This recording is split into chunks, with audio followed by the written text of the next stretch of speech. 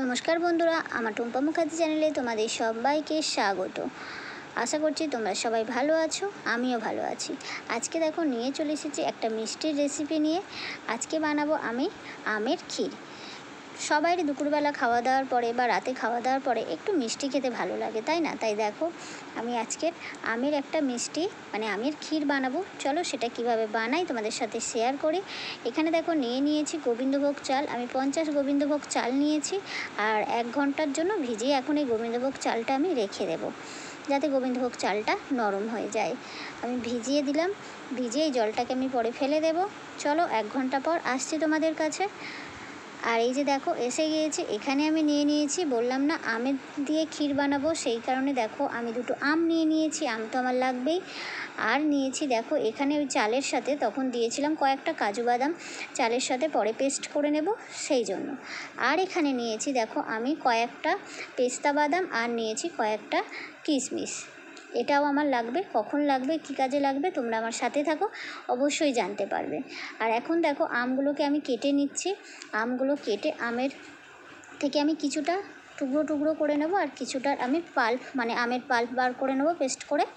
চলো তার জন্য আমাকে আমগুলো কেটে নিতে হবে। চলো আমি আমগুলো এখন ভালো করে কেটে নিচ্ছি। দেখতেই পাচ্ছ আমগুলো এরকম আমি ছুরি দিয়েই কেটে নিচ্ছি, ছোট ছোট টুকরো বার করে নেব। এই একটা আমের থেকে আমি বার করে নেবো আর আটিটা থেকে আমি পরে পাল্প বার করে নেব। আটিটা ফেলে দেব না, ওই আটিটার থেকেও আমি পাল্প নিয়ে নেব। আর 2টো টুকরো থেকে আমি ছোট ছোট এরকম আম কেটে নেব আর বাকি আমগুলো আমি পেস্ট করে নেব। আর এই যে দেখো আমার আম কাটা হয়ে গিয়েছে।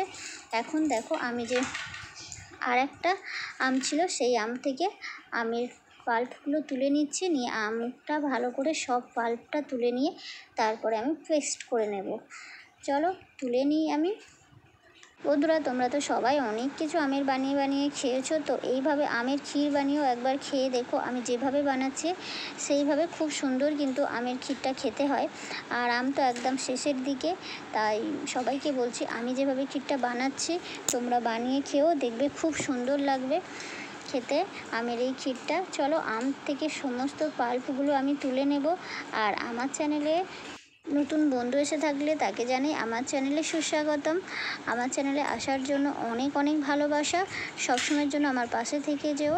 আর আমার চ্যানেলে নতুন ভিডিও দেখার জন্য আমার চ্যানেলটিকে সাবস্ক্রাইব করে সবসময়ের জন্য আমার পাশে থেকে যাও।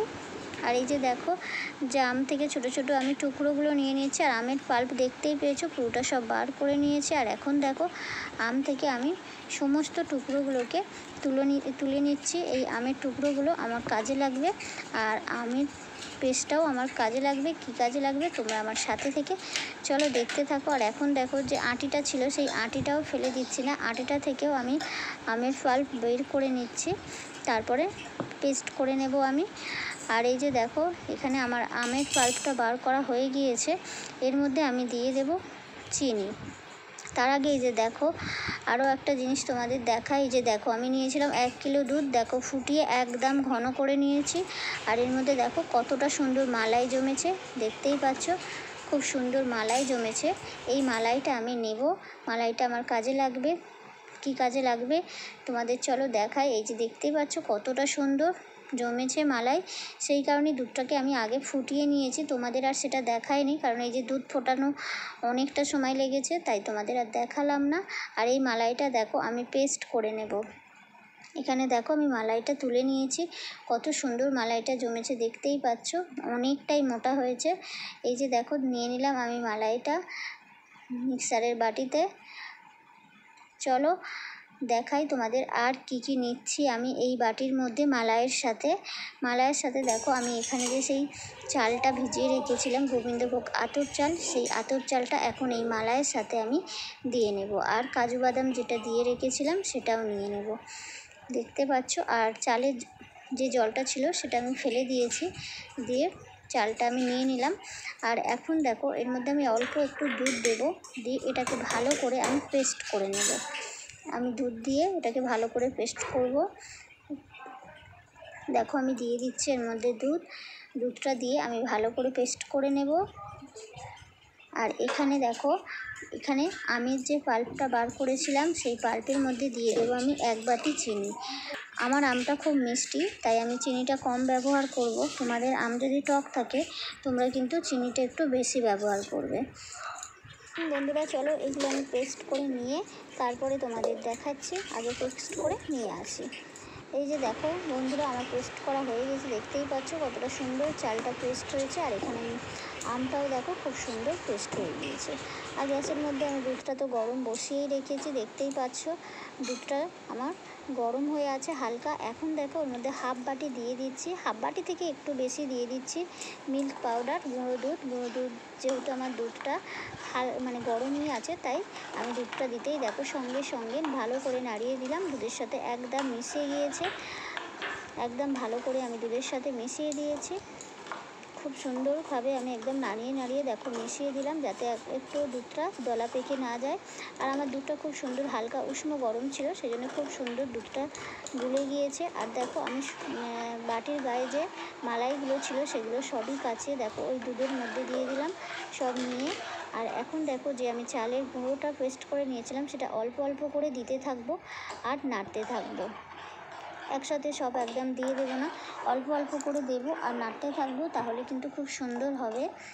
আর একসাথে দিয়ে দিলে দলা পেকে যাবে। আর একটু দুধ দিয়েই আমি সেই জন্য পেস্ট করেছি যাতে পাতলা হয়। দেখো আমি সমস্ত দুধটা মধ্যে সমস্ত যে চালের পেস্টটা ছিল সবটাই দিয়ে নিয়েছি। দিয়ে দেখো এখন ভালো করে নাড়তে হবে অনেকটা সময় ধরে, যতক্ষণ না এই চালের পেস্টটা সেদ্ধ হচ্ছে। সেদ্ধ হলেই দেখবে দুধটা একদম যে ঘন আছে তখন একদম ঘন থাকবে না, একদম থকথকে হয়ে যাবে। এইভাবে কিন্তু নাড়তে হবে, একটু হয়তো কষ্ট হবে হাতটায়, কিন্তু এইভাবে কিন্তু নাড়তে হবে, নাহলে কিন্তু তলায় লেগে যাবে। আর তলায় লেগে গেলে কালো কালো হয়ে যাবে। তাই চেষ্টা করবে বন্ধুরা একটু সময় ধরে নেড়ে তৈরি করতে, তাহলে খুব সুন্দর হয় কিন্তু এই আমের ক্ষীরটা। চলো এখন আমি ভালো করে এইভাবে নাড়তে থাকবো বেশ কিছুক্ষণ ধরে, 5-7 মিনিটের মতো নাড়লেই চালটা একদম যেহেতু পেস্ট করা খুব সুন্দর ঘন হয়ে যাবে। এই যে দেখো আমার কত সুন্দর ঘন হয়ে গিয়েছে নাড়তে নাড়তে। আর এখন দেখো যে আমের পেস্টটা ছিল সেটা আমি অল্প অল্প করে একদম মিশিয়ে দেব। দেখো আমি অল্প অল্প করে মিশিয়ে দিলাম। আর এই পর্যায়ে মানে দুধটা যখন ফুটছিল তখন তোমরা চাইলে চিনি দিতেই পারো, কিন্তু আমি বললাম আমি যেহেতু মিল্ক পাউডার ব্যবহার করেছি আর দুধটা একদমই ঘন করে নিয়েছি আর আমটা খুবই মিষ্টি ছিল, তাই আমি কিন্তু আর এখানে চিনি ব্যবহার করিনি, কারণ আমার আর চিনি লাগবে না। তোমরা চাইলে চিনি দিতেই পারো, আমার লাগবে না তাই আমি আর দিলাম না। আর এখন দেখো পুরো আমটা আমি একদম মিশিয়ে দিয়েছি, দেখতে পাচ্ছ খুব সুন্দরভাবে মিশে গেছে। এই যে দেখো খুব সুন্দর কালারটাও এসেছে, দারুণ হয়েছে, খুব সুন্দর টেস্টও এসেছে। আর এখন দেখো যে টুকরো করে আমগুলো আমি রেখেছিলাম সেই টুকরো করা আম কিছুটা আমি দিয়ে দিচ্ছি এই আমের ক্ষীরের মধ্যে, দিয়ে নাড়িয়ে দেব। দিয়ে এখন বেশ কিছুক্ষণ সময়ের জন্য আমি এটাকে ভালো করে একটু নাড়িয়ে নিয়ে তারপরে বেশ কিছু সময় ঠান্ডা করতে দেব। তারপর আমি এটাকে তুলে ফ্রিজে রেখে দেব 4-5 ঘন্টা, তারপরে খাওয়া হবে। খুব সুন্দর টেস্ট হয়। চলো তোমাদেরকে আমি ঢেলে তারপরে দেখাচ্ছি। আগে কিছু সময় একটু রেস্ট থাকবে, তারপরে তোমাদের আমি দেখাচ্ছি। এই যে দেখো কিছু সময় রেস্টে রাখার পর আমি একটা বাটির মধ্যে নিয়ে নিয়েছি। আর এখন চলো এটাকে একটু সাজিয়ে নিই। আমের যে আরও টুকরোগুলো ছিল সেগুলো দিয়ে দেখো আমি সুন্দর করে সাজিয়ে নিচ্ছি। আর এখন আমি এটাকে ফ্রিজে রেখে দিয়েছিলাম 4 ঘন্টার মতো এই বাটিটাতে, তারপরে আমি তুলে সাজিয়ে নিয়েছি। তোমরাও রেখে দেবে, এরকম ঠান্ডা ঠান্ডা মিষ্টি খেতে খুবই ভালো লাগে। ঠান্ডা ঠান্ডা মিষ্টি আমের বা যে কোনো রেসিপি ঠান্ডা ঠান্ডা খেতে খুব ভালো লাগে। আর এখানে দেখো যে কিশমিশটা আমি নিয়েছিলাম সেই কিশমিশটাও দিয়ে সাজিয়ে দিলাম। আর দেখো যে পেস্তা বাদামটা নিয়েছিলাম সেগুলো একটু স্ট্রেনারে ঘষে নিয়ে আর ছড়িয়ে দিলাম। দেখো একটু সাজিয়ে গুছিয়ে তোমাদের সামনে দেখাচ্ছি, তোমাদের কেমন লাগলো অবশ্যই কিন্তু আমাকে কমেন্ট করে জানাতে ভুলবে না আমার আমের ক্ষীরের রেসিপিটা। আশা করছি তোমাদের ভালো লেগেছে, ভালো লাগলে সুন্দর দেখে একটা কমেন্ট করবে আর আমার চ্যানেলের বন্ধু হয়ে সবসময় আমার পাশে থাকবে। চলো বন্ধুরা আজকের মতো টাটা, সবাই ভালো থেকো।